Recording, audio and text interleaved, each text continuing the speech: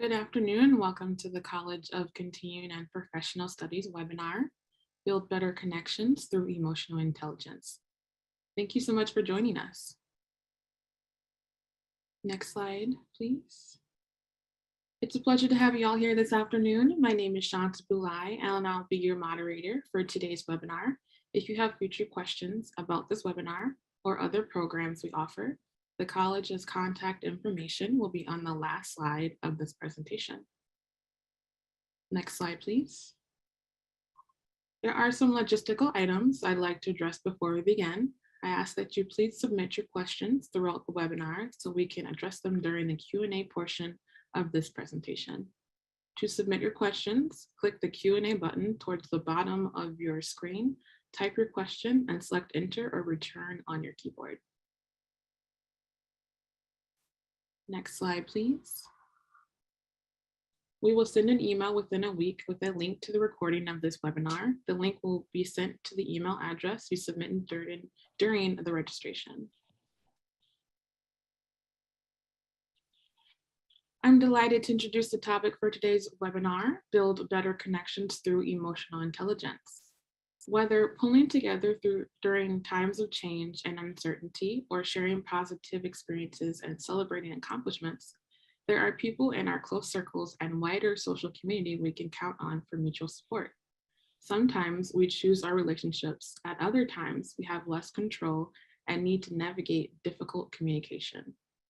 For our personal success and well-being, it is important to give attention to our new or challenging interpersonal situations while not taking our dependable connections for granted.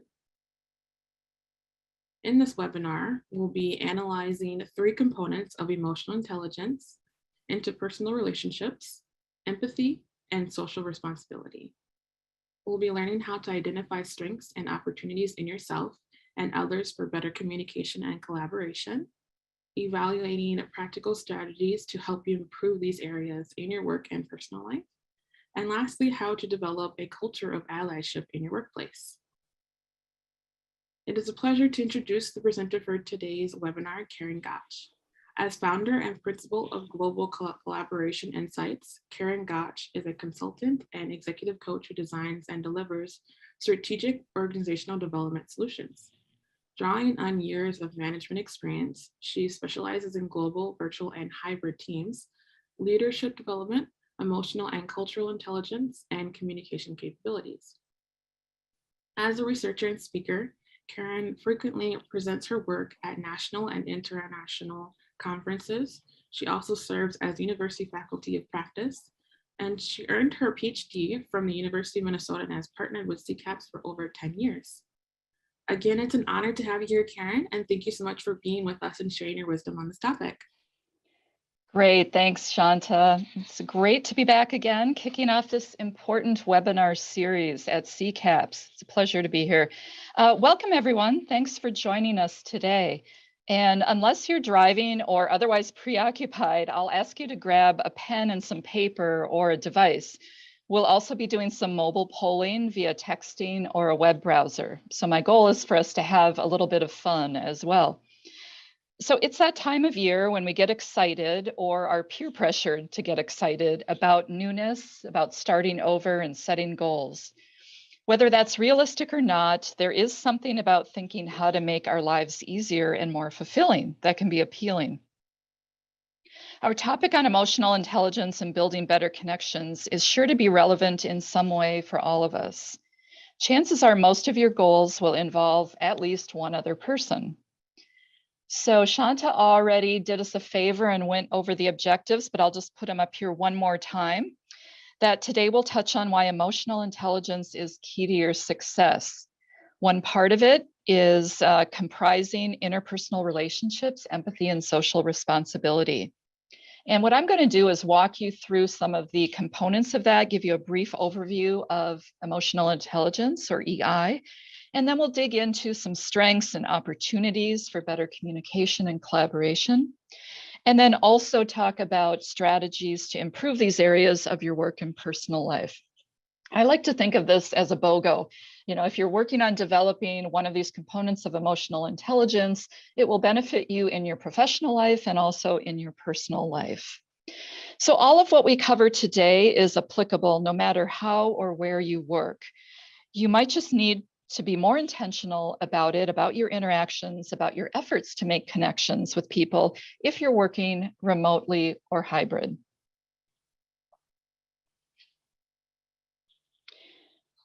So before we delve into the emotional intelligence piece, we're going to start with a couple of warm-ups related to identifying your connections.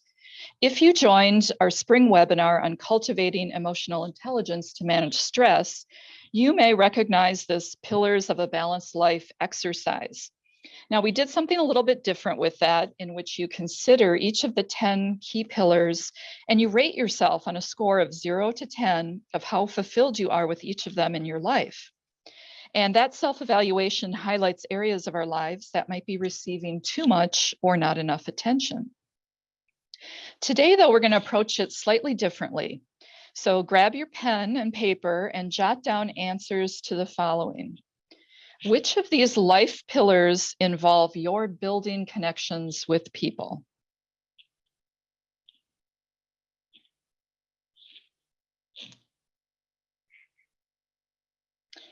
And next, for just now on our webinar, choose one or two of these areas and make a list of the most important people in your network that first pop into your mind.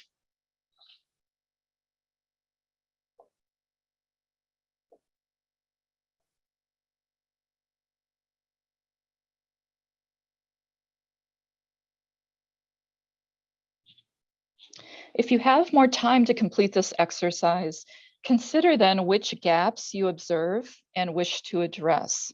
For example, where you might have fewer relationships or where you might have stronger ones. Likely you found people are influential in most or all of these areas of your life. The goal is to provide you with a lens into the people you encounter in very different areas of your life, and also how you can use this self-awareness to prioritize and strengthen your relationships. Building on the life pillars reflection, there's no doubt some relationships top of mind that you know are working well for you, or conversely need some more attention. But there may also have been some that you have forgotten about or you've completely overlooked. This second exercise to try is mind mapping your web of connections. This is a simple way of visually seeing the relationships and also might appeal to your creative thinking, although it can certainly be done in list form as well. So grab that paper again, because I'm going to have you try playing along while I walk through this. So put yourself in the center of your network here in orange. And then think of the first level big buckets in green that are important to you. I've listed 4 examples here, but yours might be different. I've listed family, friends, community groups, and work. Then you can branch out to the next level with your subcategories, as I'm showing here in yellow. There can be as many or as few as makes sense to you. So notice we can break down family into those that are living with us at home. We have extended family, and there might be another variable or element that you think of that fits under family. So the idea is to brainstorm here, is to just let your mind go free and challenge yourself to come up with a list of names of people that might be good connections for you. And when I say good connections, I mean connections that you want to investigate. So they may be more positive relationships, maybe some negative relationships that you need to think more about, putting more attention to. So then after you get to that next level, you can keep going as many levels as you want. So here I've got a few blue boxes branching out from the second level. And the last 3 that I'm adding, actually the last 4 that I'm adding here, may reflect that you reach a point where you think, okay, I'm kind of running into trouble here. It's not as easy as I thought. Many of these are connected, they overlap. And as I've noted for those last 4 boxes, if you take a look at the one at the very bottom, where the person is connecting to you through faith-based organizations and volunteering, but also through work. These may be people that you're working with, but join you in a volunteering opportunity, or it may be people that you're volunteering with through your church or other faith-based organization. So you could definitely look at the same organization across a number of different lenses, and you could end up with quite an intricate web here. What I do challenge you to do is put some unexpected names as a stretch goal for you. So if you make the first pass through this, you'll think of the obvious names that come to mind, but digging deeper, who might be the wild card for you that might help in developing some extra relationships? Consider it a true brainstorming exercise. Write it down as many ideas as come to mind and vet them later. You could do it with Post-it notes or on a computer app. For our discussion today, keep in mind 1 to 2 of the names that have surfaced for you, either in terms of positive or negative connections. And of course, by the way, this is also a good networking exercise if you are in a job transition. So after that quick warm up, thinking about your network, it's time for our first polls. So I'm going to give everyone just an extra moment here to grab your phone or your device. And there are 2 options to log in. You only need to log in 1 time. So once we take care of this, you should be set. And I'm going to pull up a slide with each poll question each time. And at the top of the poll slide, these instructions will be there as well. And also Shanta has those available to type in the chat as needed. So I recommend one of the easiest ways to do it is choose your phone and do the text voting. So just want to remind you that virtual teams that you're sending the word to, this texting 22333, virtual teams is 1 word. It's not case sensitive. North American telephone numbers only. And if I have to say, texting rates do apply if you have that still as part of your plan. And then once you enter that, you'll get a text back saying that you've joined Karen Gotch's session. If you get someone else's name, then type leave, you'll leave it, and then enter it again, making sure that virtual teams is 1 word and is not auto-corrected to 2. Or you can log in at the website provided up there, polev.com/virtual teams, again, 1 word. So we'll have 2 kinds of polls today for this very large audience. We'll have multiple choice and 1 word answer word clouds. Now for the multiple choice, you'll text or choose the letter corresponding to your correct answer. So I'm going to move to the next slide, which is our first practice poll. We'll also, I see some of you have already jumped in and answered. But for this question, if you're using your phone, type in the letter that represents where you're calling in from today. And if you're using the web, you should have access to the answer that you can just click there as well. So I'm really curious to see, I'm anticipating that most of our answers will come in at A or B, but want to make sure that we acknowledge those of you outside Minnesota on Eastern time, Pacific time. Nobody joining us internationally or crossing time zones on a plane at the moment, but okay. So Shanta can try to help you with any questions that you have about the polling. If you're running into issues, I would just recommend that you exit the polling and try again. So again, you're not typing in any words here with the text polling here. In this case, it's just the letter answer. So thank you for joining us today from a number of different locations. In a moment, we'll try our next polling question, which is a word cloud poll. You can give 1 answer, but we do have a trick for you. So that can either be 1 word, or you can connect 2 words with a hyphen or not leave a space between them, and that will link them as 1 answer. So the question is, what is 1 emotional stumbling block for you right now? Think for a moment, and the poll will show up on the next slide.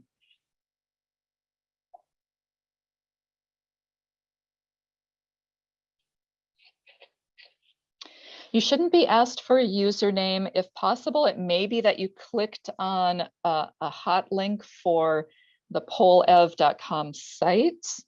So make sure that you're at the pollev.com/virtual teams. That will get you right into my private session, and it should acknowledge that and let you answer. All right, so here we go. One emotional stumbling block that you're running into right now.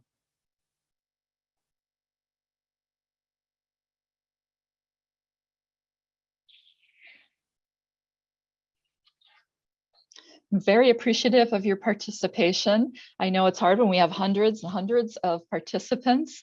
We won't have a chance to look at each other or connect in person and have some good conversations. But we are going to be able to share a little bit and check the pulse of the group. So let's see what we've got here. So the answers that are popping up the most are burnout, anxiety, frustration, change. So overwhelmingly, some of those negative emotions, those negative physical symptoms we're feeling as well. I do want to acknowledge, though, too, we've got some positive ones in there with confidence and trust and change. We know change can be positive or negative. And thank you for those of you who are also typing in answers in the chat room. If you don't have a device available, please do share via chat. We would appreciate that as well.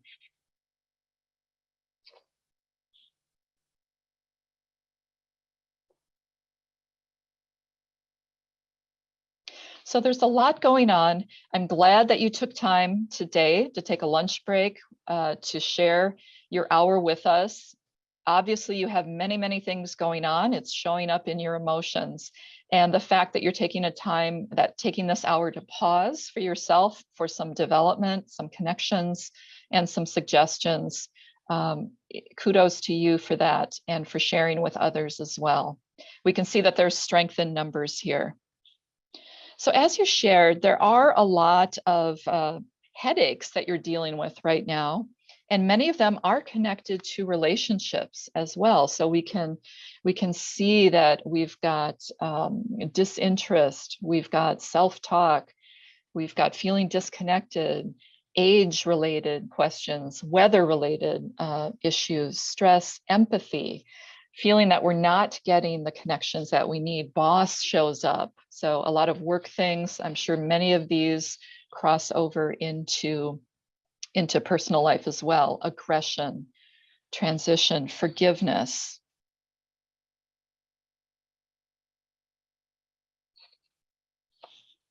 All right, so as interesting as this is, I am going to move on. We'll have more opportunities to share later on in the call.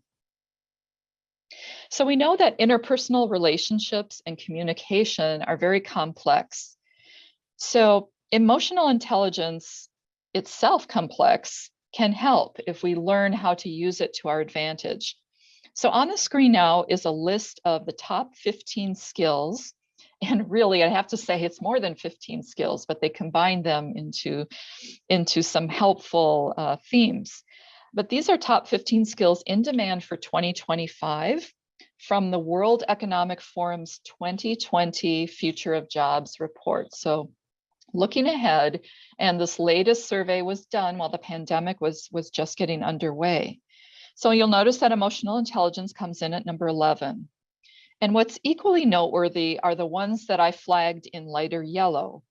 So problem solving, creativity, social influence, flexibility, those are all directly related to EI, which is what we're going to dig into next. But if anything, this should give you an impetus to move forward with confidence that emotional intelligence is one of your superpowers that you can either call on or learn to develop. So what is EI?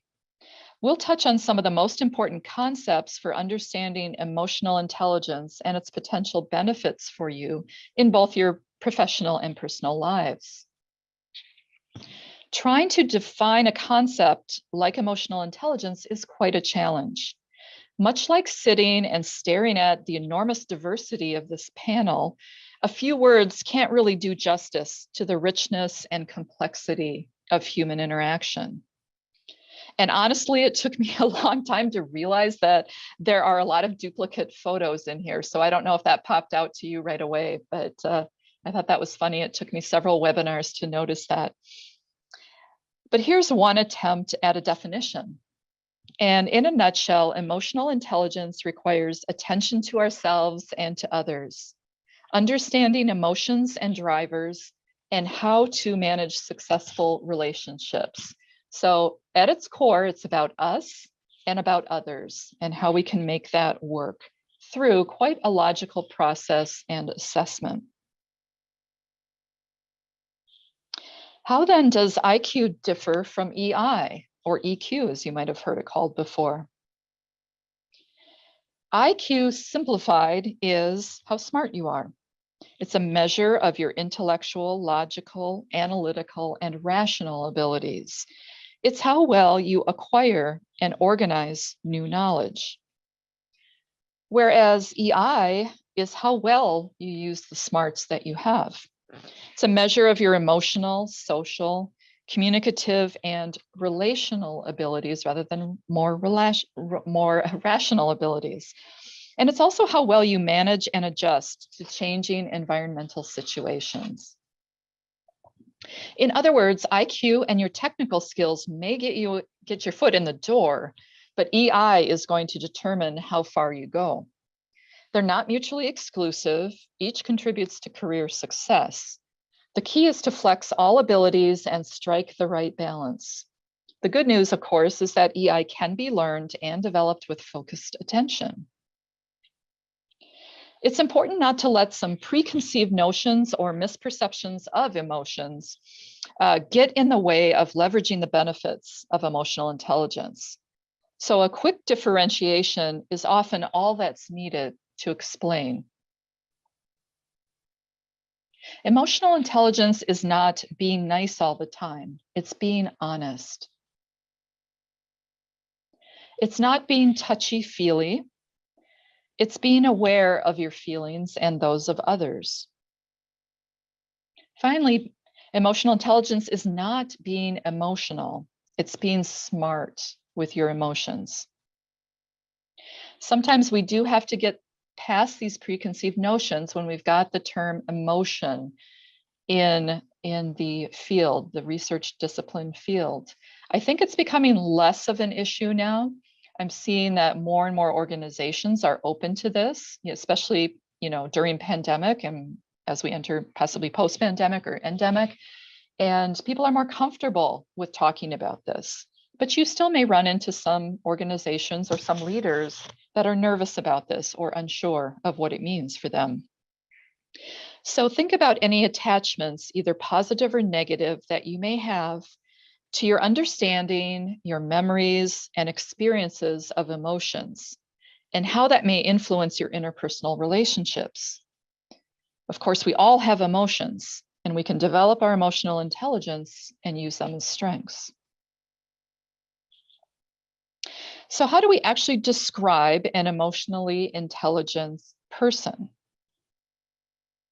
They recognize their emotional reactions to people or situations. They successfully manage themselves and others in difficult situations. So there's that duality there of self and others. They keep cool under pressure and stay positive, at least as much as possible. They express themselves clearly and they know how to say the right thing to get the right result. Now, I want to emphasize that ideally this is in an authentic manner, not a manipulative way. Emotionally intelligent people gain respect from others. They influence and entice other people to help, and ultimately motivate themselves to get things done. So a question for you is, who is someone in your life with high emotional intelligence?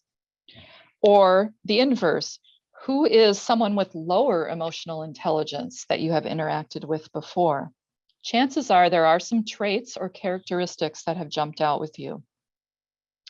So next, there's a multiple choice poll asking you which one of these 7 statements best represents you. So again, enter the letter, the statement that you think best represents you.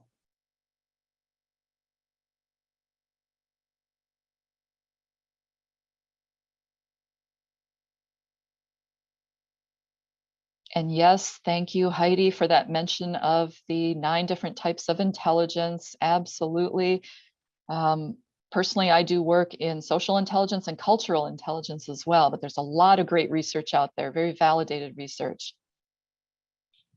And T. Johnson, thank you also for mentioning the book Emotional Intelligence and that there is a quiz in there and a code.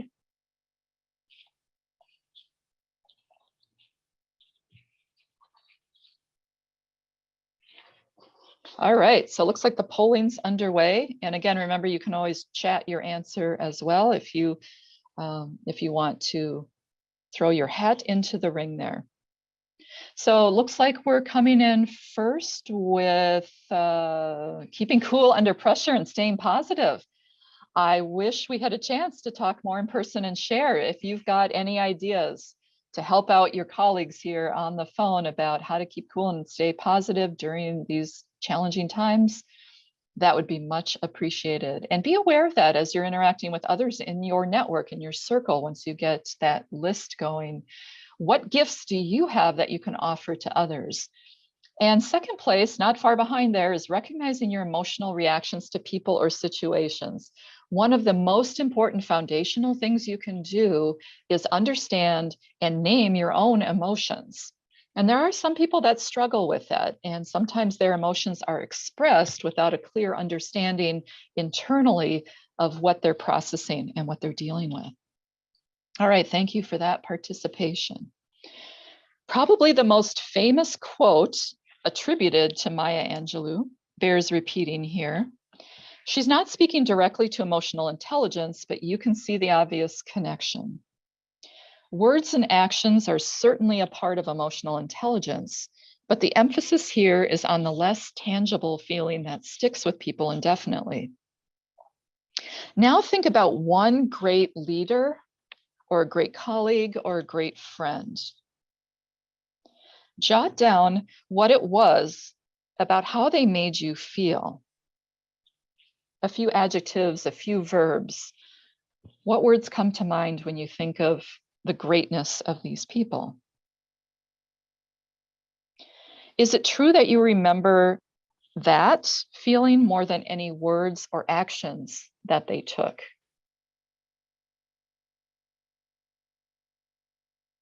Now, I would also agree that people don't necessarily forget what you said, and they won't necessarily forget what you did. But definitely coming in number 1 is how you make them feel or how you feel heard. Thank you, Francis. All right. So to hit home on Maya's point, here's another lens about what we remember in the workplace, whether it's your leaders, your peers, or your subordinates. Our colleagues can take actions or say things well that make us and our work feel important, significant, and appreciated. This is a sweet spot. We call these our champions. And I'm sure that when you were thinking of great people, you had some of those champions come to mind for you. Or these people in our lives may take a different route and make us feel unimportant, insignificant, unappreciated. And we think of them as the chumps. So we've probably all experienced both at one time or another, and from both sides, regretfully, if we're honest. I hope you can walk away with a clear understanding of how our interactions can have a significant influence on the emotional component of our relationships. Think about the role you play, what you can control in better neutralizing any stress. And that will in turn help you build better connections.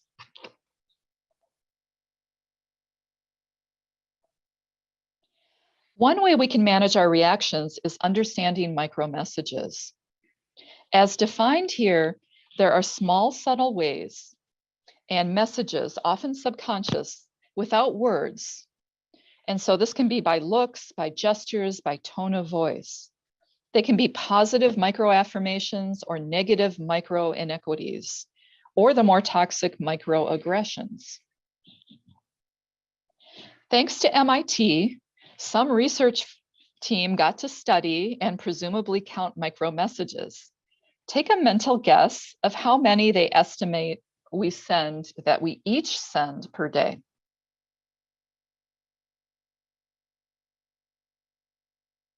The answer from MIT? Yes, 2,000 to 4,000 each day. That's a lot of messaging. No wonder it's said that we make an impression on someone within the first 3 to 5 seconds. In other words, our subconscious is way ahead of us when we enter the room or when we watch someone enter that room. Absolutely right there. Exhaustion in the chat, I see. There's no reason why you shouldn't be exhausted with that. What I'm hoping is that maybe in the next meeting you're in, the next Zoom call you're in, the next family gathering you're in, you can pay a little more attention to some of these micro messages that you maybe wouldn't have noticed before it was intentional for you. So speaking of the negative micro inequities, it's important to start to recognize these in ourselves and in others so that we can be intentional about addressing them. So here are just a few examples that you may have noticed related to exclusion, disrespect, passive-aggressive actions, and others. Now, while the definition stated without any words, granted, some of these examples may include words, but essentially there are many other sociolinguistic speech acts and other factors at play here. So our goal is awareness and taking action to support our relationships. Which leads us into one of the well-known researchers in this discipline, Daniel Goleman. Looking at his work, we see the building blocks of emotional intelligence. To begin to think of applying emotional intelligence, it is about becoming aware and taking action. It's the foundation of emotional intelligence. Notice how everything stems from self-awareness on the way to relationship management, with the dimensions of self and others on one axis and awareness and action on the other. First, you become aware of yourself, self-awareness. Then you adjust your behaviors accordingly, and that is self-management, as well as bringing that kind of awareness into groups or with others. And finally, managing with others, or that relationship management. Now, this makes good sense on paper, certainly, but as we know, even the best laid plans can go awry. So your brain plays a bigger role in emotional regulation than you might realize. The amygdala is the emotional center of your brain. Information comes in through our senses. It's processed through our amygdala. Think of it as Grand Central Station, especially for emotions like rage or panic. If there's a situation that triggers us, our amygdala can hijack us with a cascade of stress hormones and prevent us from accessing the higher executive function regions of our brain. Think of this as the fight or flight response to the saber-toothed tiger. When this happens, we are robbed of our ability to think clearly, use decision-making, problem-solving, planning, time management. Our own hijacks can also trigger a similar reaction in others, causing a ripple effect in relationships. There is a cost to it, and often a health and well-being impact over time, wearing down our resilience instead of boosting it. So now it's time for another pulse check. Before our next word cloud poll, take a moment to think about, what was your last amygdala hijack? Maybe you'd rather not relive it, but we can seek wisdom from our experiences and how we recovered. And while we may not always be able to control it, we can learn to anticipate, mitigate, and take a look at it through awareness and action through strategies. Okay, here comes the poll. One word or two words hyphenated.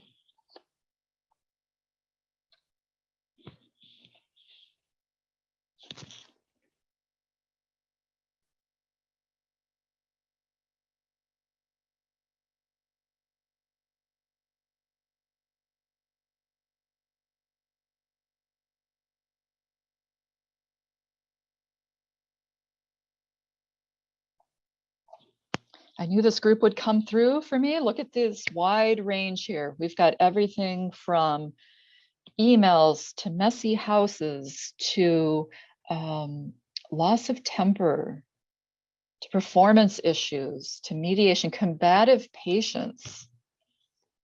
Yeah, depending where you're working, who you're working with, what types of circumstances, are you on the front line? Are you subject to a mandate? Do you have a health scare? Do you have a surprise meeting? These are all great answers that are coming into play here. Mother-in-law, teenager, yeah, and then we've got all of our children. We've got all presentation. We do have a lot going on. Son's mansplaining. This is great. I wish we had the opportunity to connect more on this, and I will give you, that's a teaser, I will give you some more information about a course that's coming up. All right. We've got lots of amygdalas that have been hijacked, and we want to learn how to process those more efficiently, more streamlined. So while we might lose some of our brain power, while our intuition and emotions leap into action during the hijack, there are opportunities to step back and see what lessons we may learn from these episodes. And in this case, we may find ourselves relying on our natural default tendencies, which can be, and this is very simplified into 3 types. Relying on your gut. If you have this tendency, you might identify your interests and your emotions that arise in the situation and rely on those. Secondly, relying on your heart. So this is where you use empathy in identifying the other party's interests and emotions, obviously talking about empathy today in the context of EI. And third is relying on your mind. Here we tap our brain to use reason and logic to try to understand the situation's meaning and consequences. And as noted before, we may not be able to access this executive functioning in the heat of the moment, but rather later when we want to reevaluate the situation. So on the next slide, it's multiple choice. I'm going to ask you to text A, B, or C, gut, heart, or mind. What is your usual default tendency?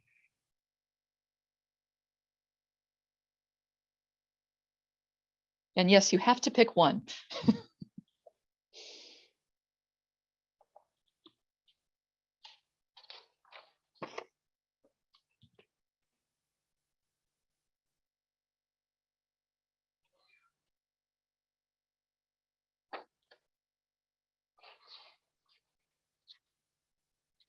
We've got a very balanced group here. Look at that. Hopefully this illustrates for you as well, when you're in a group of people, when you're making a number of different relationships and trying to investigate how to best manage those, you've got people that are thinking a lot of different ways, they're feeling a lot of different ways, they're analyzing information in a number of different ways. Now, we all will rely on all 3 of these at different points in times, so just keep an eye on how you're balancing it and how your connections might use them differently from you. So that leads us to our next section. We're going to explore a model that puts some rigor around different components of this awareness and sets us up to explore the how of developing higher emotional intelligence by prioritizing some strategies. So I know that someone else mentioned a different EI model in the chat. There are several different models out there. This is one that I'm certified in, and I'd like to share it with you today. As I noted, there are many researchers in the field, but this is a highly actionable, reliable, and valid global development tool. It's normed to different groups. We are not going to be taking the assessment today. Obviously, there's a self-assessment and a 360.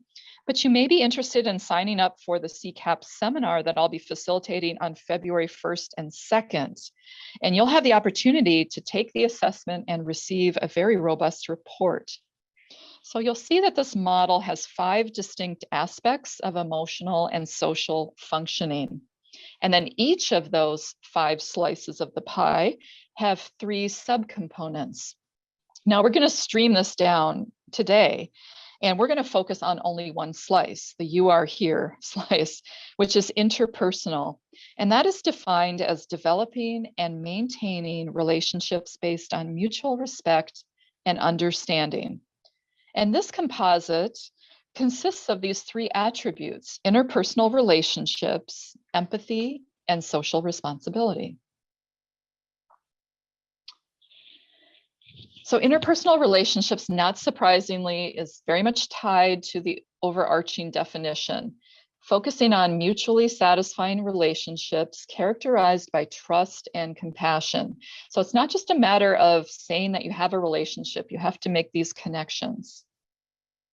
Empathy, as we're often familiar with, is thinking about putting yourself in someone else's shoes. But it actually goes beyond that too. It's recognizing, understanding, and appreciating how they feel, but also being able to articulate that. And sometimes we stop too soon before being able to express that. And then finally, social responsibility is willingly contributing to society. So this can be on a small scale in your organizations, in your neighborhoods, at a state level, national level, a global level.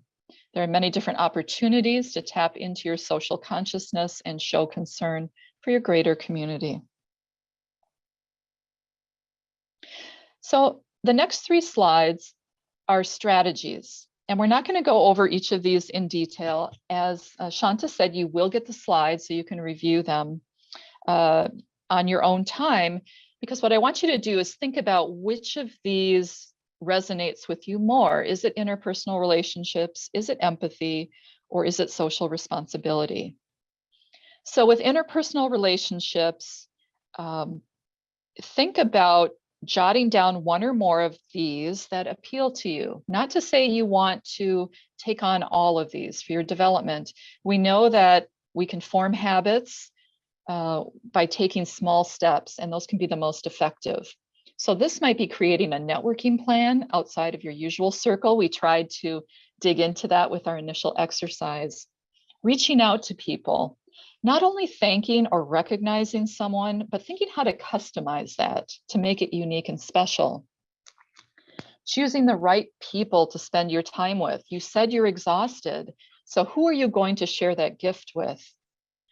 And then thinking about prioritizing key relationships. How are you going to make it apparent to others that you really are putting your money where your mouth is? Taking a chance. So if there's one piece of advice these days for managers, for employees of all levels, is to be more open and more vulnerable, even if it puts you in a tough situation. One of my favorites, Brene Brown, just came out with another great book. She writes a lot about this. If you want to check her out, or her podcast, her new book is Atlas of the Heart. I haven't had a chance to dig into it yet, but I definitely want to. And then finally, just trying to think about what your body language is conveying, and are you more approachable and positive? So think about which one of these might stand out to you. And then for empathy, observation is great. If you want to mirror somebody or learn from somebody, find somebody in your network that you can observe who does empathy well. It's about balancing. You want to balance the empathy, but also have objectivity and expectations. Actively listening will never do you wrong. We can always listen more and listen more intently. Limiting talk about a problem to 2 times. Think about that. Sometimes we get caught up in the emotional situations and we want to air it out. We want to hear what other people are struggling with. But think about limiting that to 2 times, and then the 3rd time focusing in on some action you can take to make you feel more empowered. Try to imagine what it would be like to be in a similar situation. That's, shoes shoes on, or you're in someone else's shoes, and committing to clear personal boundaries. You have the right to set up your own boundaries. Boundaries are crossed. We know from our virtual work, our hybrid work, we're still struggling with how to manage that. And so think about what small steps can you take? What communication can you send to others to make it work for you? And then finally, making a habit of jotting down moments of gratitude. It's all about making a habit, whatever it looks like. And then finally, social responsibility, identifying opportunities to help others without expecting something in return. So that's the true mindset there of high social responsibility, is not understanding that you may not get the results that you're looking for or expecting something in return. And yet you are driven to do something for your larger community. And this may entail encouraging an atmosphere of collaboration, even figuring out what are those shared norms and behaviors that could help us operate better and be more caring for those around us so that we're all on the same page. Creating inclusive opportunities, being aware, and then saying something when you know that something that an interaction can be done in a different way. Here's an interesting one. Sit down with someone who knows you well and that will give you honest, transparent feedback, and ask what they see you neglecting or overlooking in your life. And really, what's that effect on you, on them, on your workplace? So getting to some of the hard truth. And related to being truthful, really be honest in measuring and adjusting how much time you spend, okay, with these other obligations that you have in your life. It's okay to step back and be responsible to yourself in addition to everyone else. Brainstorm individual or group activities related to good causes and meaningful volunteer roles. I'm sure many of you are doing great things. This is your chance to promote an organization. If you're looking for volunteers, you've got the chat. I'll open that up to you. So the next poll is a simple multiple choice, but you actually have two answers. I'd like you to choose either A, B, or C if you think your highest strength is in interpersonal empathy or responsibility, and then do the same for your lowest strength. Choose either D, E, or F, and the system will let you answer twice.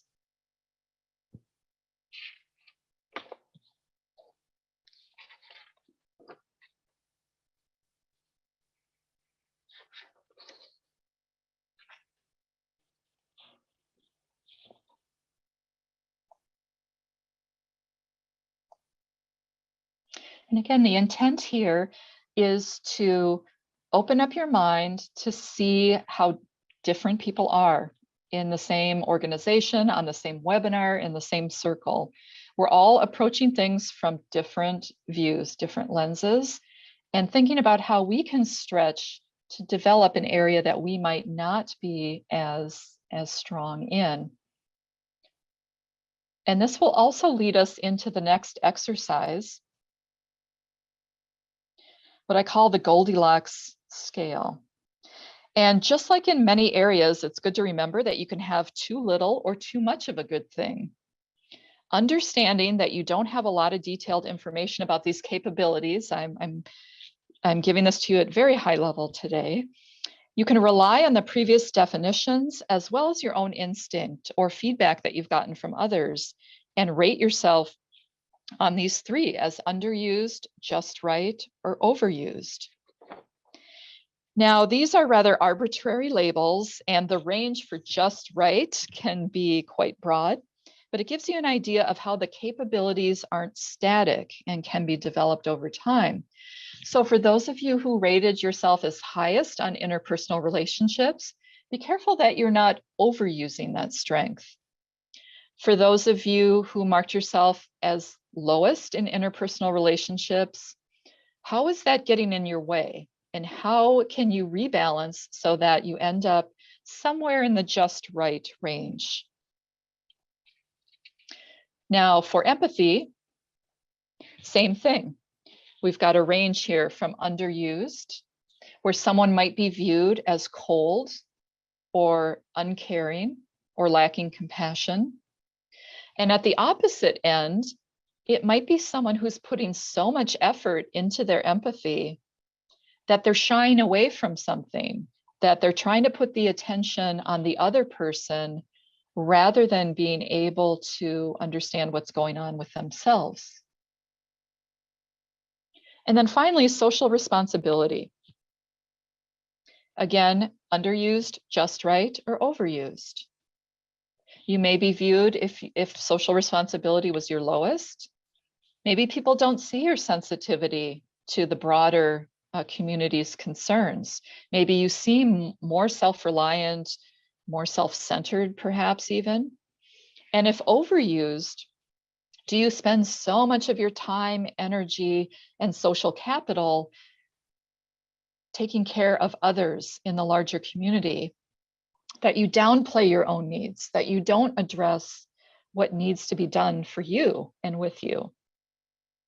So we're not going to do a poll here, but I would ask you to just think about, again, also with any feedback that you've received over time, if you take the self-assessment or the 360 assessment, you would get real numbers on this, as well as some more actionable strategies. So we're getting close to the end here. I've got one more content slide for you. And with practice and time to think, you may be able to mitigate your tendency to underuse or overuse one of these habits. And you can also strategize in upcoming conversation or encounter. In similar situations, what has worked best for you to get outcomes that you've needed? Again, you can think of a work situation with a superior. You can think of a work situation with a colleague or your own direct reports. Maybe it's a family situation. Think about what sort of planning is possible and within your control. Based on what you know about the other person's or the other group's preferences, you may be able to apply some of the criteria listed here, such as work styles, what preferences or orientations, what kind of drive, leadership, or communication preferences do you have, or do they have? Any feelings or biases that might creep in. Is there a time of day and duration that gives you the most energy? What do you know about that other person? Are they a morning person? Are they more engaged late in the day? Can you reach them after hours? What is the best location to set the tone of these conversations? What core values are represented, including integrity or openness? And I'm sure that you can think of many others as well. But it's more about just knowing this awareness, it's putting it into action for you. So to the best of your ability to step back and make a strategic thought or even a plan about it will help give you that influence that you need to manage the relationships. So we've covered a lot in this hour. I've provided an overview of emotional intelligence as a critical skill, including interpersonal relationships, empathy, social responsibility. We've talked about, very briefly, about some strategies and tactics for balancing your EI and leveraging it to build your network and deepen and optimize relationships. So for our last word cloud poll, one answer, I'll ask you, what is your one EI connection takeaway from today that's going to help you connect or reconnect with someone in your circle?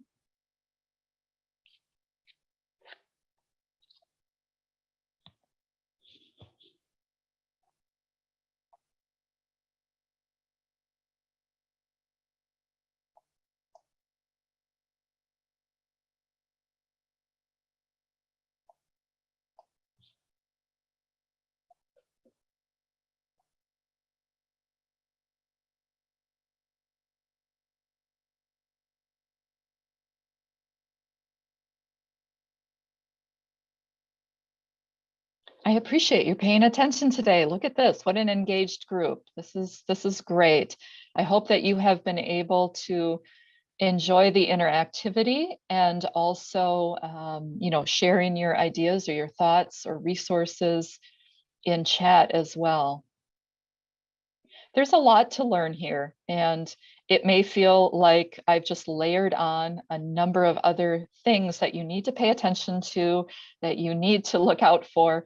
that will add to your exhaustion. But our goal here is to put in a little bit of that awareness, move it to action, and streamline your life. Find these efficiencies that will help build your relationships and just make your life more pleasant. So I've got one more slide before we turn it over for questions. And to wrap up our conversation on the importance of growing our connections, you may be familiar with this African proverb: if you want to go fast, go alone. If you want to go far, go together. So if you struggled to summarize your takeaways in a single word, I get it. So to keep the learning going, join me for one of these other 6-hour online CCAPS courses that I'll be facilitating this spring. It would be great to have you join us. We keep them very interactive and they're smaller groups, so we get to learn and share with each other. Particularly the follow-up to today's webinar, the emotional intelligence class will be held on Tuesday and Wednesday, February 1st and 2nd from 12 o'clock to 3 o'clock each day. And as I said, included in your registration is the online EQI 2.0 assessment and personal results report, which is really a great deal. If you're interested in learning more, please reach out or check out the CCAPS professional development site, which you see down below there on the slide. So again, once again, my thanks for everyone for sharing the hour with me and sharing your thoughts.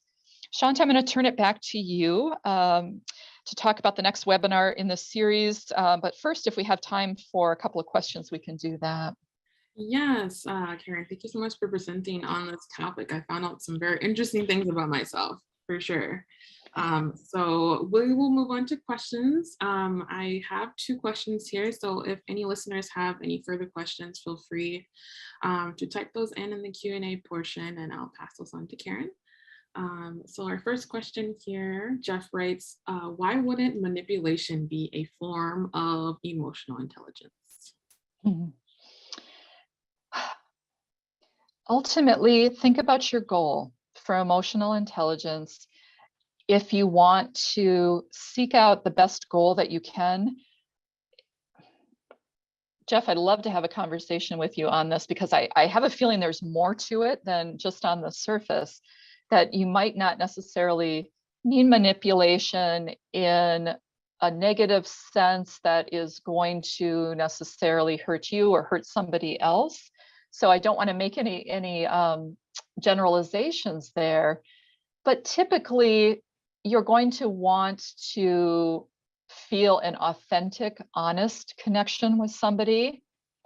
We hear a lot now about authentic leadership, transformational leadership, servant leadership, and we need to think about how we can best do that. Now, we could also have a discussion about how we define manipulative, and maybe there's a spectrum there, and it doesn't have to be as mean-spirited as sometimes it appears to be. Maybe there's a different way of calling out some of the goals or the desires that you're thinking of. I hope that at least gets the wheels turning in your head. Awesome, thank you for that. And the next question is, how do you recover from a poor emotional response? Yeah. So my first answer is to go back to the webinar in April. Again, you can find that on the link. When Shanta sends you out the link with this webinar, you can access all of the CCAPS webinars, and they're great ones available. And one that I did back in, I think it was April, was called Cultivate Emotional Intelligence for Stress Management. And I think you might find some tidbits in there. There are some similar slides, like we go over the basics of EI as well. But really it's stepping back and thinking about how to reframe the situation that you were in. I would say my best piece of advice is immediately when you're recovering from that emotional amygdala hijack, because you're probably not going to be doing much in that moment. But if you can encourage yourself to take a step back, reflect on that particular interaction, and reframe it. What could you have said differently? What did you not pick up on with this other person? What else do we know is going on with this other person? Notice I'm focusing a lot on, hypothesizing, because we don't know. If we're not having a direct conversation with somebody, we may be making some assumptions. But we've all seen the quotation, right? Be kind to people. Everyone is fighting a battle every day. And we don't always know that. So you're only as good as the information that you have. The best advice is to step back, sort of rethink, is there something else you would have done? Could you have reframed your question, your conversation, your reaction? And then moving it forward to action, how can you follow up? Is there something you can do? Do you need to go back to this person or to this group or to this situation? Or do you need to seek advice elsewhere from a trusted friend? Do you need to seek out some coaching? There are a number of different ways, and only you will know at that moment what the next best step is. Awesome. That is very helpful. Thank you, Karen. We're right at 1 o'clock. Did you want to do one more question or? I think we better stop because I want to honor people's times. As we said, they're all exhausted, moving to their next Zooms. But please do. You've got my email address on the slide there. Reach out to me separately. Send your questions or comments in the evaluation form or to Shanta, and she'll send them back to me. And if you want to include your name and email address, then I can contact you directly too. Yes, thank you so much. Yes, Karen, could you please move to the final slide? Of course. Thanks. Well, thank you for your incredible and useful information. As I mentioned earlier, we'll send a link to the webinar recording within a week of today's webinar. And if you enjoyed this webinar and would like to continue engaging in similar topics, please register for our upcoming webinars.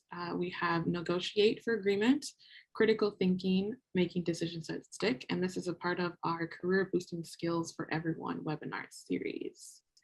The college contact information is also listed on the slide if you'd like to learn more. Again, thank you for joining us today, and you have a wonderful afternoon. Thank you.